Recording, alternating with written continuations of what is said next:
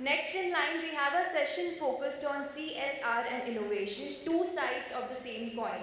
For this, I would like to invite Mr. Ashwini Saxena, CEO of JSW Foundation. Mr. Ashwini is a founding board director of 𝗂𝘃cie, board director JSW SWPL and trustee 𝗓𝗃 Foundation. In his 30-year-long career with organizations such as UNIDO, IFC, World Bank and corporates, he has worked across India and Africa, leading MSME development /CSR/sustainability programs and has championed IFC sustainability tools in South Asia. With several publications to his credit, he frequently contributes to various task forces, advisory committees and juries. With this, can we have a huge round of applause to welcome him on stage?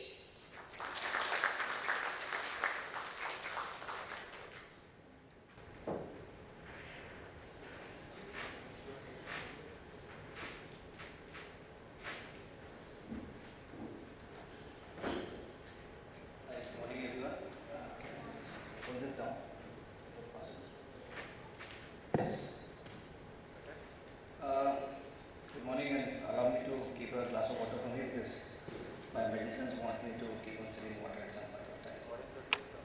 It's an interesting session, and Bhiwandi, thank you so much for opening some of that. I was briefly listening to you. I will break up my discussion today. It's a brief one. I've been given a slot of 20 minutes. I'll try finishing it in 15 minutes and keep options open for questions, because learning is always a two-way process. I'm here to learn from so many of you, and maybe if I can contribute to the process with whatever I know, I think that will make the whole thing more enriching and fruitful. So first of all, I'd like to break up my whole discussion into a few components. A, what is innovation? Two, what is CSR, or what are different typologies of CSR that we're looking around? How does CSR connect with innovation? I've been given to understand that CSR and innovation are two sides of the same coin. Yes, there are at least 20 such articles in the research domain on CSR and innovation being closely interrelated with each other. So, what is CSR and what is innovation? Are they synonymous with each other? Are they interacting with each other? Is there a possibility for that? And can they actually foster each other? I think that's where I would like to keep the discussion.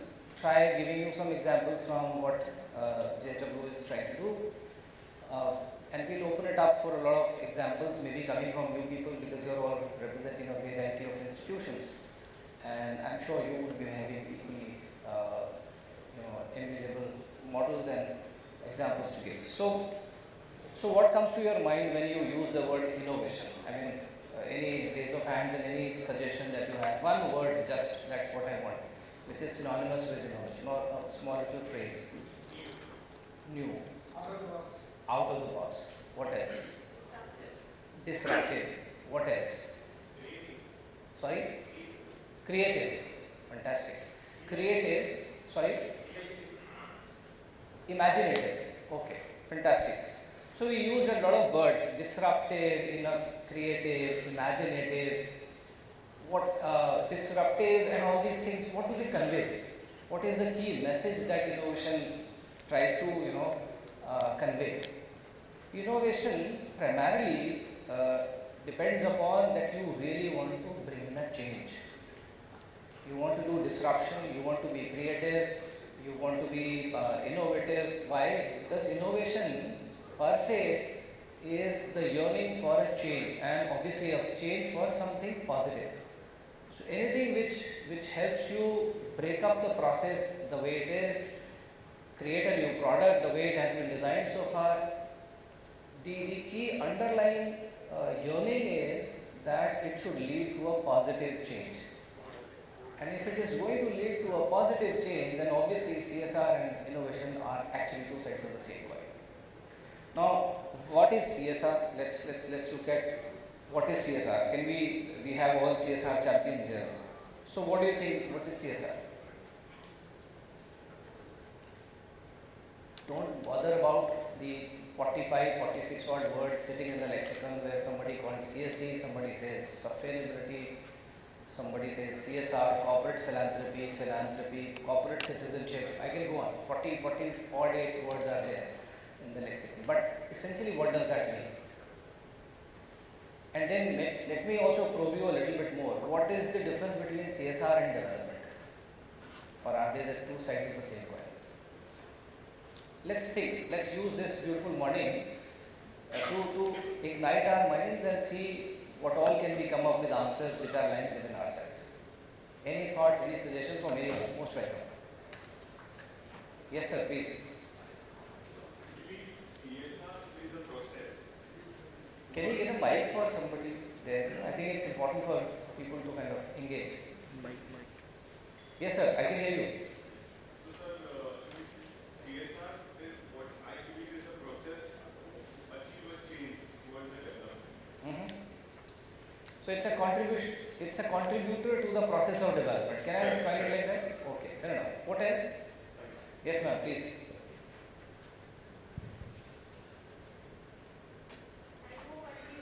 Yes, but nevertheless, it's good to use a mic. Thank you so much. I'm Karuna from IIT Bombay. I feel its development and CSR are very integral and correlated to each other. So I do agree if you say two sides of the same coin, because they are both working together for development.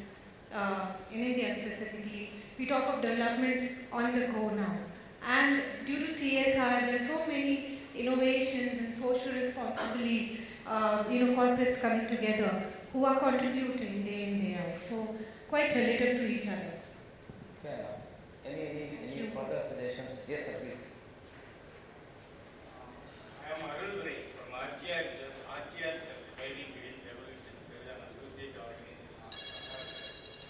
I find myself that the CSR is something, is a sector which has the responsibility to give back.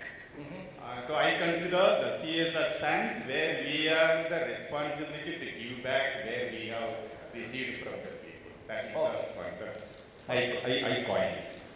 Okay, fair enough. So, one, contributor to the process of development. Second, a process of giving back because you received it in the first place. Good. And it's very important, sir, that you mentioned the second part of your statement, that in the first place you've taken something. I think that's very important.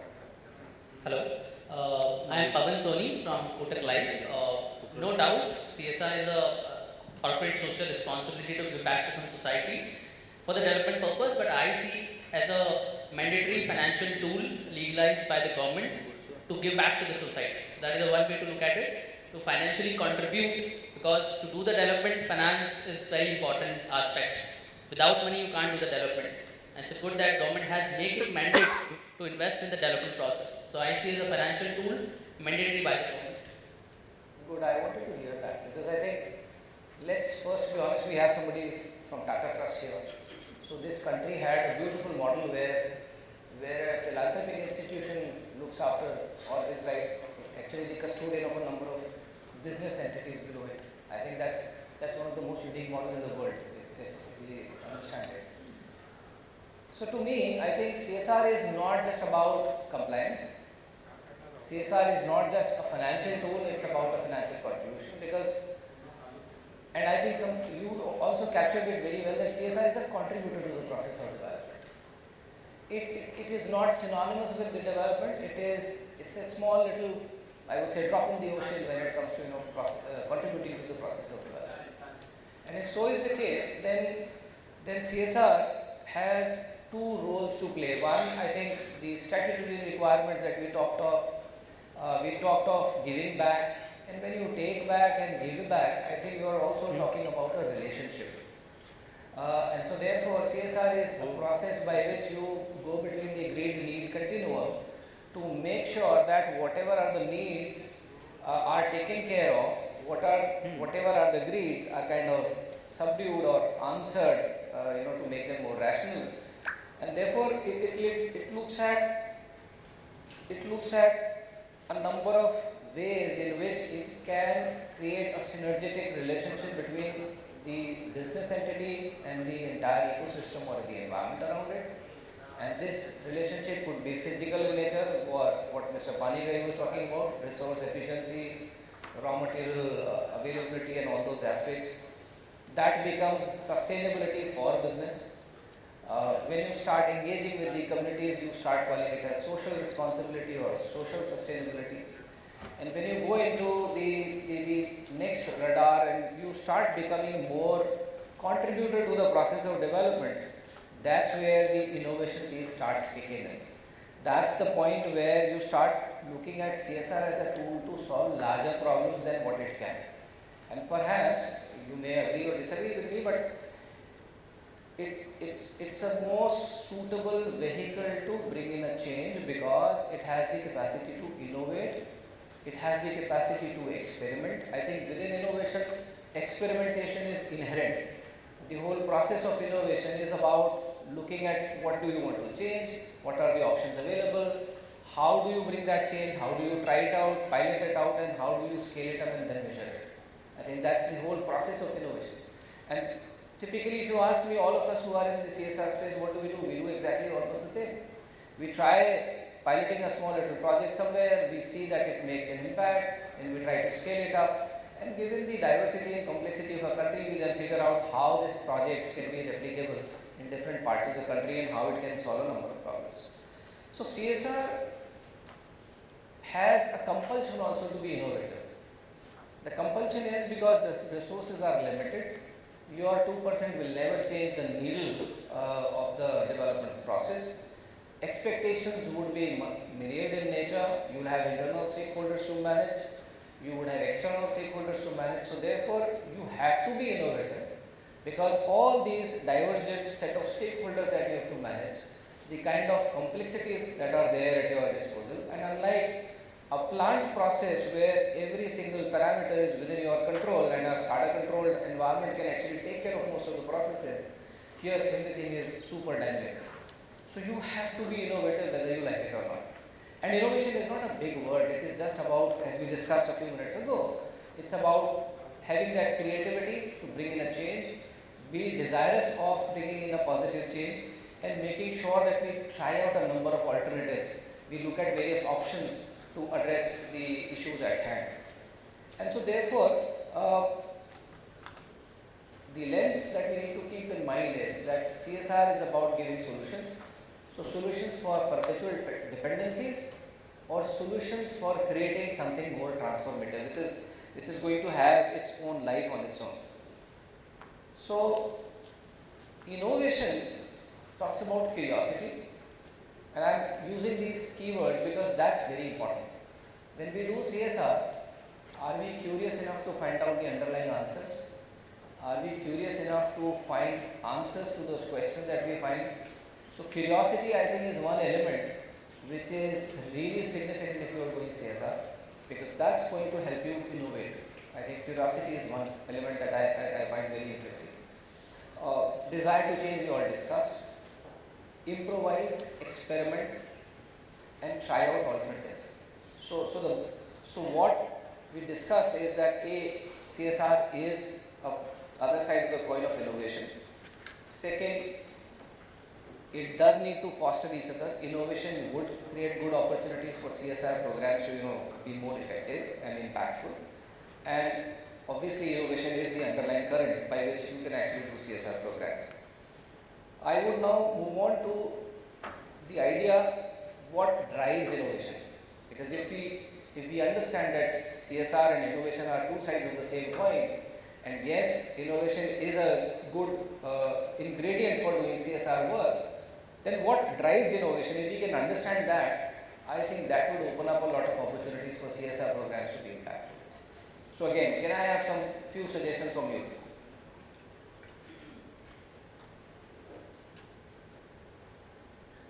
Any thoughts? What drives innovation? Number one, change. Okay. Change or desire to change? Desire to change. Fair enough.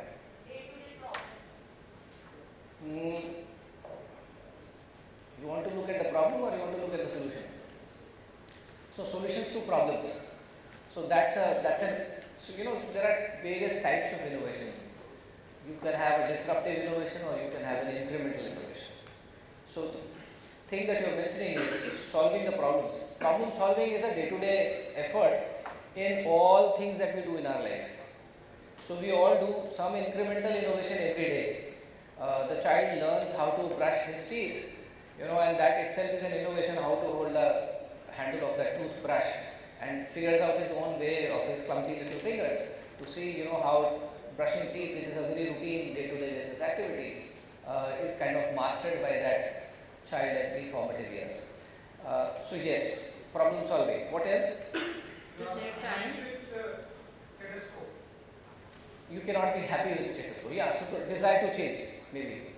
What else? To save time. Sorry? To save time. To save time. To save time. Fantastic. Can you bring in any efficiency? Can you bring in any efficiency of resources, time, funds, whatever? Okay, can we build upon that a little bit more? Sorry? Committed, okay. Can we further elaborate a little bit more on that? I need to look for that answer, it has to come from you only. I think long-term vision. Long-term vision, fantastic, thank you so much. And what creates the ground for vision? What all is required for that vision? I think all of the things that everyone mentioned probably contribute to that vision. You need determination, you need problem solving, you need to become efficient, but eventually all of them are contributing towards fulfillment of the long-term vision. Whose vision are we talking of? Sorry? Whose vision are we talking of, especially when you are talking about CSR programs? I think, again, that needs to be like a contributing fact, both from the corporate and the social. It needs to be a vision that needs to be built together rather than fulfilling any one's objective. Fair enough. Values and goals. Wow, that's a great thing. So if you look at vision, you're talking about values, you're talking about problem solving. What would you require as an institution, as a CSR institution, to drive that innovation? I think vision is one great word, it made my day. You also talked about creativity, somebody touched upon it. I think one. Sorry. Yeah, please. I'm so sorry, I couldn't hear you. Please go ahead. This is David from Hope Foundation. I think what drives is the passion that we look at, situation, the problem, and you're really passionate to bring a change. So passion, commitment, I think the word was used. And when you said vision, I was so happy, but can we build upon it and say a shared vision? Because whatever you do with the communities, whatever you do with your stakeholders, if that vision is not shared, then it may be just a solution that you're trying to impress upon, but it may not be the most innovative solution. And I think that's where the shared vision comes in. And that shared vision would be led by a process where you nurture leadership. Because when you say commitment, when you say passion, I think leadership plays a very significant role there. And you're not talking about leadership in certain kind of life on a class. You're talking about leadership at every level of intervention. Right at the grassroots level, where there is a great opportunity for people to come up with creative solutions to their problems, to the most creative manners in which you can handle your financial challenges at the board level. I think so that leadership and nurturing that whole, I would say, battery of leadership who has a shared vision towards the larger goal, believing that yes, inch by inch, bit by bit, we can bring in that positive change. I think that is what drives innovation. I think that is what is the most key component of any innovation process. We've talked about a lot. We talk about technology. We talk about disruptive innovation. I'll try giving you some small little examples that we are trying to do as a group, as a foundation in our own humble capacity. But I would also request all of you to share your thoughts. And I'll also try to touch upon how product innovation and your CSR innovation as a business entity can also be connected to each other. it's very important for us to realize that innovation cannot be kept in a silo for business and in a different silo for what you do as a CSR organization. I think these are all interconnected. What is it that key problem that you want to change? Plastic is one example that we came across. Can we take away plastic from our own products? That was the first thing that 𝗓𝘄𝗿𝗀𝗀 Steel tried to do. The steel coated sheets used to have a plastic lamination over it. So if we are talking about plastic, to be removed, then first thing is that it should be removed from the product itself. So plastic lamination went away. Looked at various ways of ensuring that the coating is intact when it reaches the end consumer, but let the plastic coatings go away. And then a whole range of plastic management programs across all locations to make sure that we manage our own plastic footprint. A, we don't use plastic. B, we reuse our own plastic. I'm happy to see these glass bottles and glasses to drink water. We follow the same in our own, all the offices. And a whole range of programs on plastic waste management across all locations. So what I'm trying to give you is an example as to how each of these components are interconnected. What we do as foundation and what we try doing it as a business are all interlinked. And that's where the innovation comes. If we are collecting so much of plastic, can it be co-processed in our own blast furnaces? Can it be co-processed in our own cement plant? Can we save the GHG emissions from the landfills and at the same time also use the calorific value which is there in plastic? I think that's a good example of product innovation and social innovation connected with each other. We have just recently launched a big program on tuberculosis, where there is no focus, I would say, where the primary focus is not on medication. The primary focus is on 100% saturation when it comes to screening. Because what is the key problem that we have identified? That for every tuberculosis patient, there is a potential of 8 people getting infected by that person. Until you don't use a saturation method for screening, you would keep on multiplying the number of tuberculosis patients in the country. They would be carriers of the disease and the disease would never be arrested. So if we need to have a TB Mukt Bharat, then it is important for us to do a 100% screening. When you want to do 100% screening, what is the challenge? Cost of screening is very high. So what are the opportunities? Lots of new technologies have come up which are cost effective, app-based, AI-based, which can actually do the same job which you would try doing through an X-ray machine or a whole range of diagnostic facilities. So a whole program in 1,000 villages just to test out whether the new technologies, the new apps, can they be equally effective when it comes to screening tuberculosis? If yes, we would be able to solve the problem for the country where a typical X-ray would have costed say about 130-40 rupees. The app would be able to solve the same problem at a cost of not more than 5 rupees. So if that is what we can do, you create a disruption in the process by which you try eliminating a disease. And this is the kind of a need for this country where you want millions of people to be screened, you have to feed out, you have to give medicines to thousands of people who have tuberculosis. And if you do not bring in that disruption at the screening stage, the large numbers that we keep on having in our tuberculosis clinics, we would never be able to contain the disease. So disruption is not required at the medicine point. Disruption is not required for giving free. One way of doing CSR is that you start giving free medicines and you start giving free food, because tuberculosis requires good nutrition. But that is not the underlying problem. The underlying problem is that for every single patient that you treat, you are leaving about 9 to 10 patients undetected, unscreened, and therefore they continue to spread disease. I'll stop at that. Thank you so much Ashwini sir for sharing an engaging session. Please stay back and I'll request Mr. Saurabh from Synergie to please come forward and felicitate him for his talk.